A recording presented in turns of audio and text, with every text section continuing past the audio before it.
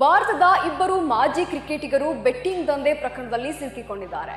ಅನುಮಾನ ಬಾರದ ರೀತಿಯಲ್ಲಿ ವಿವಿಧೆಡೆ ಹೂಡಿಕೆ ಮಾಡಿರುವ ಆರೋಪವನ್ನು ಸಹ ಇದೀಗ ಎದುರಿಸ್ತಾ ಇದ್ದಾರೆ. ಈಗ ದೇಶದಾದ್ಯಂತ ಅಕ್ರಮ ಬೆಟ್ಟಿಂಗ್ ಅಪ್ಲಿಕೇಶನ್ಗಳಲ್ಲಿ ಇಡಿ ಗುರಿಯಾಗಿಸಿಕೊಂಡಿದ್ದು, ಆದರೂ ಸಹ ಕೆಲ ಆಟಗಾರರು ಇಂದಿಗೂ ಸಹ ಬೆಟ್ಟಿಂಗ್ ಆಪ್ಗಳನ್ನ ಪ್ರಮೋಟ್ ಮಾಡ್ತಾನೆ ಇದ್ದಾರೆ. ಅದರಿಂದ ಇದೀಗ ಸುರೇಶ್ ರೈನಾ ಮತ್ತು ಶಿಖರ್ ಧವನ್ ಅವರಿಗೆ ಇಡಿ ಶಾಕ್ ನೀಡಿದೆ. ಹಾಯ್ ಹಲೋ ನಮಸ್ಕಾರ, ವಿಶೇಷ ಕಾರ್ಯಕ್ರಮಕ್ಕೆ ಸ್ವಾಗತ. ನಾನು ಸುಷ್ಮಿತಾ ನಟರಾಜ್.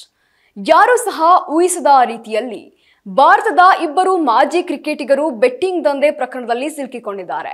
1xBet ಎಂಬ ಪ್ಲಾಟ್ಫಾರ್ಮ್ಗಳ ಪ್ರಚಾರಕ್ಕಾಗಿ ವಿದೇಶಿ ಕಂಪನಿಗಳೊಂದಿಗೆ ಪಡೆದ ಹಣವನ್ನ ಅನುಮಾನ ಬಾರದ ರೀತಿಯಲ್ಲಿ ವಿವಿಧೆಡೆ ಹೂಡಿಕೆ ಮಾಡಿರುವ ಆರೋಪವನ್ನು ಸಹ ಇದೀಗ ಎದುರಿಸ್ತಾ ಇದ್ದಾರೆ. ಹೌದು ವೀಕ್ಷಕರೇ, ಟೀಂ ಇಂಡಿಯಾದ ಮಾಜಿ ಕ್ರಿಕೆಟಿಗರಾದಂತಹ ಸುರೇಶ್ ರೈನಾ ಮತ್ತು ಶಿಖರ್ ಧವನ್ ಅವರಿಗೆ ಇಡಿ ಶಾಕ್ ನೀಡಿದ್ದು, 1xBet ಮನಿ ಲಾಂಡ್ರಿಂಗ್ ಪ್ರಕರಣದಲ್ಲಿ ಸುರೇಶ್ ರೈನಾ ಮತ್ತು ಶಿಖರ್ ಧವನ್ ಅವರಿಗೆ ಸೇರಿದಂತಹ ಬರೋಬ್ಬರಿ 11.14 ಕೋಟಿ ರೂಪಾಯಿಗಳ ಆಸ್ತಿಯನ್ನ ಜಾರಿ ನಿರ್ದೇಶನಾಲಯ ಮುಟ್ಟುಗೋಲು ಹಾಕಿಕೊಂಡಿದೆ. ಇನ್ನು ವರದಿಗಳ ಪ್ರಕಾರ ಜಾರಿ ನಿರ್ದೇಶನಾಲಯದ ಪ್ರಧಾನ ಕಚೇರಿಯು ಸುರೇಶ್ ರೈನಾ ಮತ್ತು ಶಿಖರ್ ಧವನ್ ಅವರ ಚರಾಸ್ತಿ ಮತ್ತು ಸ್ಥಿರ ಆಸ್ತಿಗಳನ್ನ 2002ರ ಮನಿ ಲಾಂಡ್ರಿಂಗ್ ತಡೆ ಕಾಯ್ದೆಯ ಅಡಿಯಲ್ಲಿ ತಾತ್ಕಾಲಿಕವಾಗಿ ಮುಟ್ಟುಗೋಲು ಹಾಕಿಕೊಂಡಿದೆ. ಹೌದು, ಇಡಿ ಮುಟ್ಟುಗೋಲು ಹಾಕಿಕೊಂಡಿದ್ದಂತಹ ಆಸ್ತಿಗಳಲ್ಲಿ ಸುರೇಶ್ ರೈನಾ ಅವರ ಹೆಸರಿದ್ದಂತಹ 6.64 ಕೋಟಿ ರೂಪಾಯಿಗಳು ಮ್ಯೂಚುವಲ್ ಫಂಡ್ ಹೂಡಿಕೆಗಳು ಮತ್ತು ಶಿಖರ್ ಧವನ್ ಅವರ ಹೆಸರಿದ್ದಂತಹ 4.5 ಕೋಟಿ ರೂಪಾಯಿಗಳು ಸ್ಥಿರ ಆಸ್ತಿಗಳು ಸೇರಿವೆ ಎಂದು ಜಾರಿ ನಿರ್ದೇಶನಾಲಯ ಮಾಹಿತಿ ಹಂಚಿಕೊಂಡಿದೆ. ಈಗ ದೇಶದಾದ್ಯಂತ ಅಕ್ರಮ ಬೆಟ್ಟಿಂಗ್ ಅಪ್ಲಿಕೇಶನ್ಗಳಲ್ಲಿ ಇಡಿ ಗುರಿಯಾಗಿಸಿಕೊಂಡಿದ್ದು, ವಿವಿಧ ರಾಜ್ಯಗಳಲ್ಲಿ ದಾಖಲಾಗಿರುವಂತಹ ಎಫ್ಐಆರ್ಗಳ ಆಧಾರದ ಮೇಲೆ ಇಡಿ ತನಿಖೆ ನಡೆಸ್ತಾ ಇದೆ. ಈ ಹಿಂದೆಯೂ ಸಹ ಜಾರಿ ನಿರ್ದೇಶನಾಲಯವು ಎಲ್ಲಾ ನಟ ನಟಿ ಕ್ರಿಕೆಟಿಗರಿಗೆ ಯಾವುದೇ ರೀತಿಯ ಬೆಟ್ಟಿಂಗ್ ಆಪ್ಗಳನ್ನ ಪ್ರಮೋಟ್ ಮಾಡುವಂತಿಲ್ಲ ಎಂದು ಸ್ಟ್ರಿಕ್ಟ್ ಆಗಿ ಆದೇಶ ನೀಡಿದ್ರು.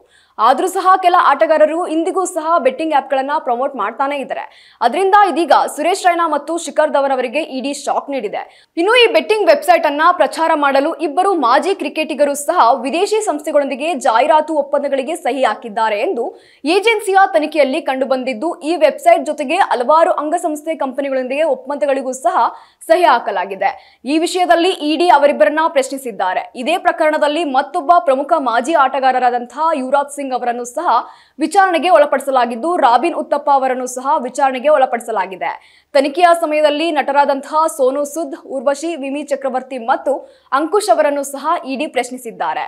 1xBet ಅಂತಾರಾಷ್ಟ್ರೀಯ ಮಟ್ಟದಲ್ಲಿ ಕಾರ್ಯನಿರ್ವಹಿಸುತ್ತಿರುವಂತಹ ಆನ್ಲೈನ್ ಬೆಟ್ಟಿಂಗ್ ವೆಬ್ಸೈಟ್ ಎಂದು ಹೇಳಿಕೊಳ್ತಾ ಇದ್ದು, ಅಲ್ಲಿ 18 ವರ್ಷಕ್ಕಿಂತ ಮೇಲ್ಪಟ್ಟವರು ಎಂದು ಹೇಳಿಕೊಳ್ಳುವಂತಹ ಜನರು ಬೆಟ್ಟಿಂಗ್ ಆಡಬಹುದು. ಈ ಪ್ರಕರಣದಲ್ಲಿ ಇಬ್ಬರು ಆಟಗಾರರ ವಿರುದ್ಧ ತೆಗೆದುಕೊಂಡ ಮೊದಲ ಪ್ರಮುಖ ಕ್ರಮ ಇದಾಗಿದೆ.